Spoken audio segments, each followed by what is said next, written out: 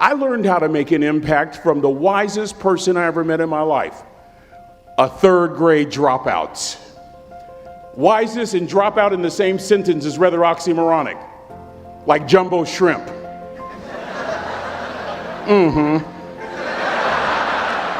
Like fun run, ain't nothing fun about it. Like Microsoft Works, y'all don't hear me. I used to say like country music, but I've lived in Texas so long, I love country music now. I hunt, I fish, I have cowboy boots and cowboy, y'all, I'm a black-neck redneck. Do you hear what I'm saying to you? No longer oxymoronic for me to say country music. And it's not oxymoronic for me to say third grade and dropout. That third grade dropout, the wisest person I ever met in my life, who taught me to combine knowledge and wisdom to make an impact, was my father. My daddy grew up in the piney woods of East Texas, a little town called Huntsville, Texas. After World War II was over, my father decided to be the only one in his family to migrate west. And in the 1950s, he found his way to the San Francisco Bay Area. Fell in love with a forklift driver. My mother was a bad mama jamma, let me tell you right now, baby. Didn't need a man, he was just there. My father gets a job as a cook, a simple cook.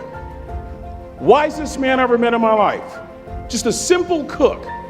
My father, wisest man I ever met in my life. Left school in the third grade to help out on the family farm, but just because he left school doesn't mean his education stopped. Mark Twain once said, "I've never allowed my schooling to get in the way of my education." My father taught himself how to read, taught himself how to write, decided in the midst of Jim Crowism, as America was breathing the last gasp of the Civil War, my father decided he was going to stand and be a man. Not a black man, not a brown man, not a white man, but a man. He literally challenged himself to be the best that he could all the days of his life. I want to share something with you. The wisest man I ever met in my life never made it past the third grade, impacted tremendously me and my brother. And I need you to listen to me very carefully. I have 4 degrees. My brother is a judge. We're not the smartest ones in our family. It's a third grade dropout daddy. A third grade dropout daddy who was quoting Michelangelo when he was a cook at Maritime, saying to us, "Boys, I won't have a problem if you aim high and miss, but I'm going to have a real issue if you aim low and hit." A country mother quoting Henry Ford, saying, "If you think you can or if you think you can't, you're right." You see, it takes knowledge and wisdom combined to grow your influence so that you'll make an impact. You'll be a shipmate that others can count on. I learned that from a third grade drop. Simple lessons. Lessons like these. Son, don't judge people. Son, I've worked at Maritime. You know, I've been all over the world. I've seen good and bad in every shade. Don't judge people. The tendency of a person is to walk away from somebody that's different from them. You stay there and you get to know them. Never judge. Then he dropped Jonathan Swift on me, who said, "Vision is the ability to see the invisible." Don't judge. Another lesson from this third grade dropout. Son, you'd rather be an hour early than a minute late. We never knew what time it was at my house because the clocks were always ahead. We were on Maritime. Come on, somebody. Watch this. My father had the breakfast and lunch shift here at the academy. He had to be at work at 5 o'clock. We lived on Louisiana Street, 15 minutes away. My mother said for nearly 30 years, my father left the house at 3:45 in the morning. One day she asked him, "Why, Daddy?" He said, "Maybe one of my boys will catch me in the act of excellence." I want to share 2 things with you.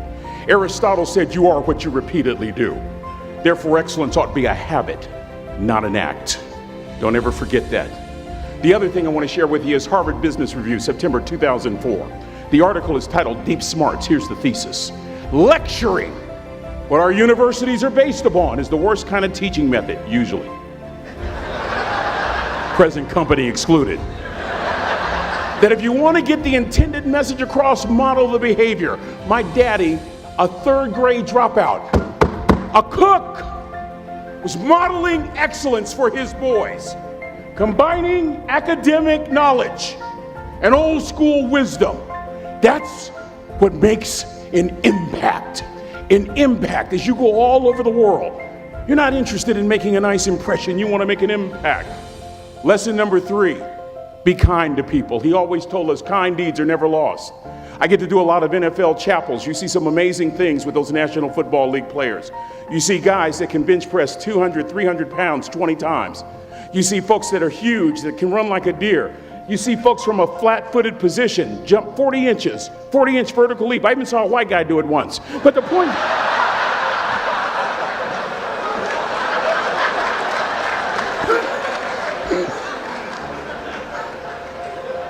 You know what stops me in my tracks? When I see one of those rich folks show kindness. It literally stops the world. George Washington Carver said, when common people do common things in uncommon ways, they command the attention of the world. I just described your grandmother. I know you're tough. I know you're seaworthy, but always remember to be kind. Always. Don't ever forget that. Never embarrass mama. Yeah. If mama ain't happy, ain't nobody happy. If daddy ain't happy, don't nobody care. But you know, I'm trying to tell you. Next lesson. Lesson from a cook over there in the galley. Son, make sure your servant's towel is bigger than your ego. I want to remind you, cadets, of something as you graduate. Ego is the anesthesia that deadens the pain of stupidity. Y'all might have a relative in mind you want to send that to. Let me say it again. Ego is the anesthesia that deadens the pain of stupidity. Pride is the burden of a foolish person. You'll never be a great shipmate. You'll never be a great executive. You'll never be a great teammate if it's all about you. You'll never be a great supervisor or council person if it's all about you. You'll never be a great staff member if it's all about you. Rather, make sure that servant's towel is always big. On President Cropper's bookshelf, in his bookshelf, he has every book from Plato's Republic to Lessons in Leadership by Coach Wooden. John Wooden coached basketball at UCLA for a living, but his calling was to impact people. And with all those national championships, guess what he was found doing in the middle of the week? Going into the cupboard, grabbing a broom, and sweeping his own gym floor. You want to make an impact? Find your broom.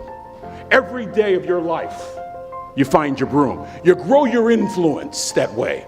That way you're attracting people so that you can impact them. Final lesson. Son, if you're going to do a job, do it right. I don't have to tell you all that, Cal Maritime, and I know grammatically that's not correct. It ought to be do it well, but I like that old school ghetto kind of do it the right way.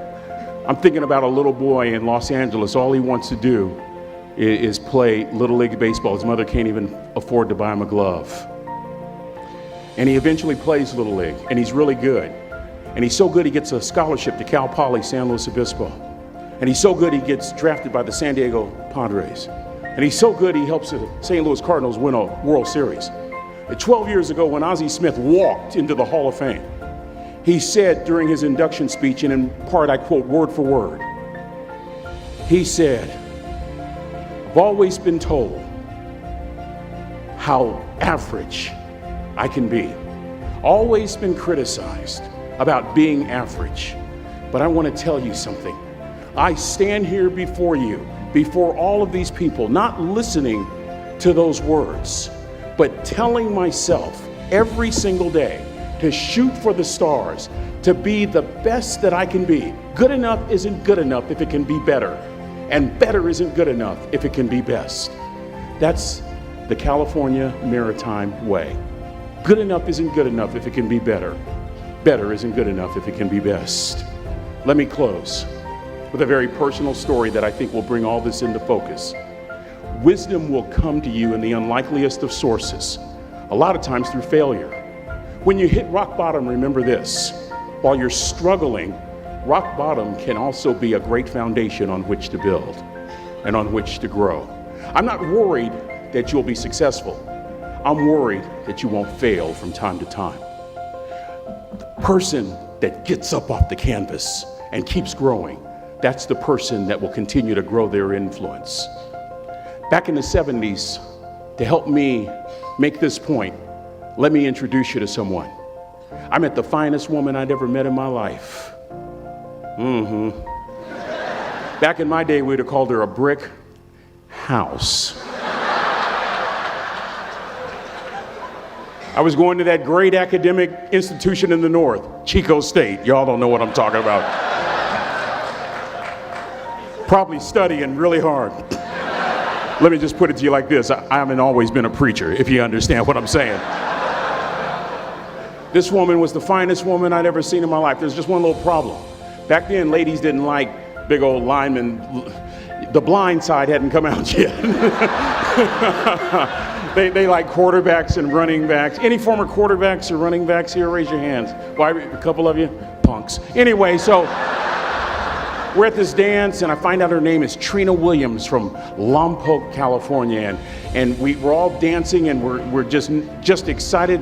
And I decide in the middle of dancing with her that I would ask her for her phone number. Trina was the first one. Trina was the only woman in college who gave me her real telephone number. The next day, we walked to Baskin & Robbins ice cream parlor. My friends couldn't believe it. This has been 40 years ago, and my friends still can't believe it. We go on a second date, and a third date, and a fourth date. We drive from Chico to Vallejo so that she could meet my parents. My father meets her. My daddy, my hero, he meets her, pulls me to the side and says, "Is she psycho?" But anyway, we go together for a year, 2 years, 3 years, 4 years. By now, Trina's a senior in college. I'm still a freshman, but I'm working some things out. I'm so glad I graduated in 4 terms. Nixon, Ford, Carter, Reagan. So now it's time to propose. So I talk to her girlfriends, and it's California. It's in the 70s, so it has to be outside. Have to have a candle, and you have to have, some chocolate. And listen, I'm from the hood. I had a bottle of Boone's Farm wine. That's what I had. She said yes. That was the key. I married the most beautiful woman I'd ever seen in my life. Y'all ever been to a wedding, and even before the wedding starts, you hear this? How in the world? And it was coming from my side of the family.